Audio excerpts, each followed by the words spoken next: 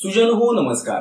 आविष्कार arts and creations प्रस्तुत रविवारची गोष्ट या सदरामध्ये अमोल वाघचे तुम्हा सर्वांना सप्रेम अभिवादन.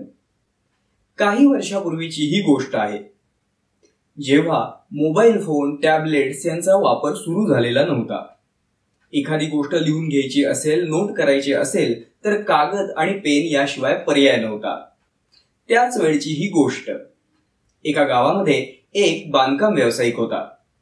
आपल्या कामाचाच एक भाग म्हणून त्याला कित्येक वेळेला काही गोष्टी लिहाव्या लागायच्या, नोंद करून घ्याव्या लागायच्या, लांबी रुंदीची गणितं घालावी लागायची. त्याकरिता आपल्या जवळच्या पेनानं तो कागदावरती लिहायचा. पण त्याची एक वाईट सवय होती. निष्काळजीपणामुळे म्हणा किंवा विसराळूपणामुळे म्हणा, आपल्या पेनानं कागदावरती काम करून झाल्यानंतर, लिहून झाल्यानंतर तो पेन पुन्हा खिशात ठेवायला तो विसरून जायचा. त्यामुळे नेहमीच त्याच्याकडनं त्याचा पेन गहाळ व्हायचा, हरवायचा. एक दिवस त्यानं आपल्या मित्राला आपली ही गोष्ट सांगितली.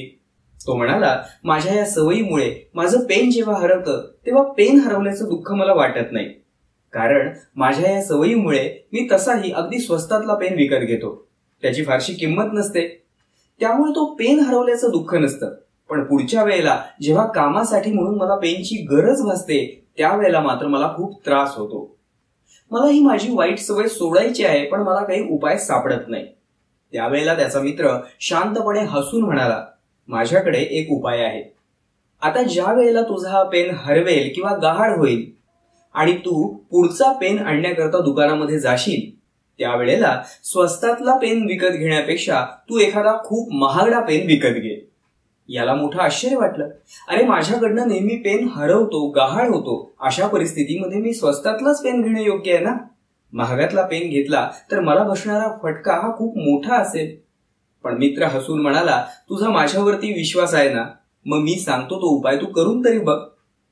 पुन्हा जेव्हा आपण भेटू त्यावेळेला तुला आलेला अनुभव तू मला सांग. मित्रानं सांगितल्याप्रमाणे यानं करायचं ठरवलं. त्यानं दुकानामधनं एक अत्यंत महागडा असा पेन खरेदी केला. आता आपली कामं तो या पेननं करू लागला. साधारण 2 ते 2.5 महिने झाले असतील. पण यावेळेला मात्र त्याचा पेन हरवलाच नाही. त्याला मोठं आश्चर्य वाटलं. 2-2.5 महिन्यानंतर जेव्हा तो मित्र पुन्हा याला भेटला त्यावेळेला त्यानं आपल्याला आलेला हा अनुभव आनंदानं आणि आश्चर्यानं त्याला सांगितला. आणि आपल्या मित्राला त्यानं विचारलं की खरंच हा उपाय तू कसा काय मला सांगितलास? तू सांगितलेल्या उपायाप्रमाणे मी महागडा पेन खरेदी केला आणि गेले 2-2.5 महिने मी वापरतोय आणि तो माझ्याकडनं हरवला नाही, गहाळ सुद्धा झाला नाही. खरंच या उपायामागचं गुपित नक्की आहे तरी काय?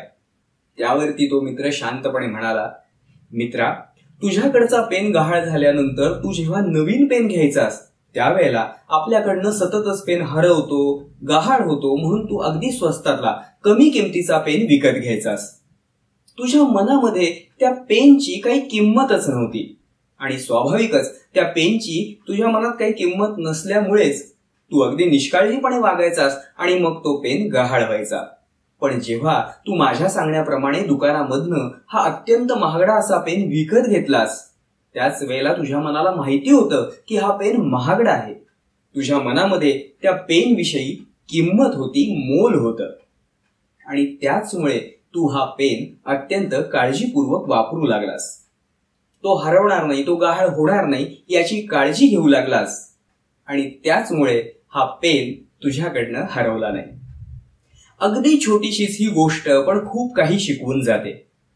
एखादी गोष्ट किंवा त्या गोष्टीबद्दल आपल्या मनामध्ये असलेली भावना काय, किंवा एखादी व्यक्ती आणि त्या व्यक्तीसोबत आपलं असलेलं नातं काय, या दोन्हींची जोपर्यंत आपल्या मनामध्ये किंमत असते तोपर्यंतच ती गोष्ट असेल किंवा त्या व्यक्तीसोबतचं नातं असेल ते आपण काळजीपूर्वक टिकवून ठेवू शकतो. म्हणूनच आपल्या आयुष्यामध्ये असलेल्या व्यक्तींसोबतचं आपलं नातं हे जर आपल्याला टिकवून ठेवायचं असेल तर त्या नात्याची आपल्याला किंमत असणं, अर्थात त्या नात्याचं मूल्य आपल्याला ठाऊक असणं हे अत्यंत गरजेचं आहे. रविवारची ही छोटीशी गोष्ट तुम्हाला कशी वाटली हे कमेंटमध्ये आम्हाला नक्की कळवा. जर ही गोष्ट तुम्हाला आवडली असेल तर लाईक करा, तुमच्या प्रियजनांसोबत शेअर करा. या आणि अशा बोधप्रद, प्रेरणादायी गोष्टींचा आनंद घेण्यासाठी आमच्या आविष्कार आर्ट्स अँड क्रिएशन्स या चॅनलला जरूर सबस्क्राईब करा. धन्यवाद.